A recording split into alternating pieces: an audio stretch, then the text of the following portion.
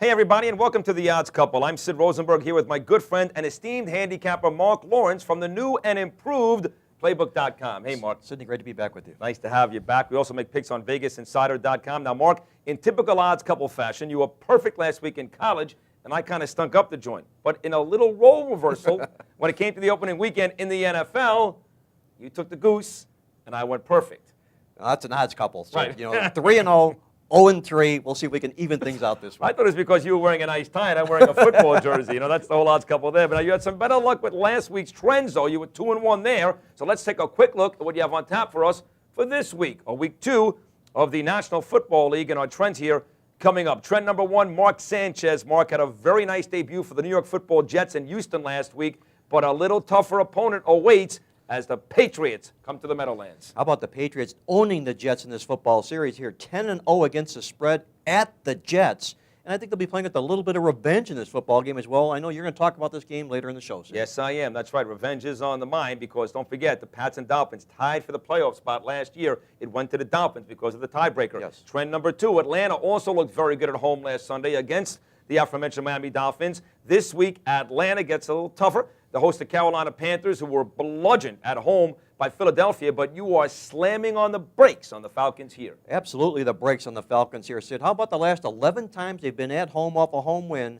0-11 against the spread? That's not a good number for the Falcons. The other side of the football game needs this game like blood. Look out for the Atlanta Falcons. I think they're going to go down the tubes this week. And Jake Delhomme in a spot where he almost has to win. John Fox, Yes. very, very critical of his own quarterback. Now, my New York Football Giants, I'm wearing the jersey right here, fresh off a win in Week 1 over the Washington Redskins. They've got a primetime matchup against Dallas Sunday night. Could it be 2 in a row against division foes to start the year for the Big Blue? When you talk about road warriors, there's no other better king of the road than Tom Coughlin and the New York Giants. How about in their last 17 road games, 15-2 straight up and 14-3 to the spread?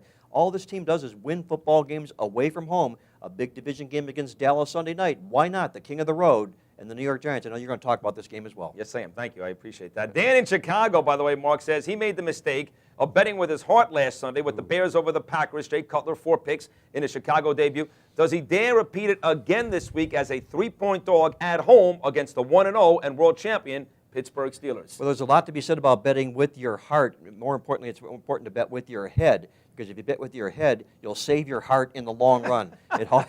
It cost you last week when the Chicago Bears outperformed, I should say, Green Bay, but didn't win the football game. Bad debut by Jay Cutler here. But remember, always bet with your head and not your heart. I'm going to talk about this game a little later in the show as well. I think you will. That's a nice little matchup. Remember, if you have any handicapping questions, feel free to send an email to Mark and I at theoddscouple@opensports.com. That's theoddscouple@opensports.com. That'll do it for our first segment. The picks are coming up next. We're making you money, baby, next.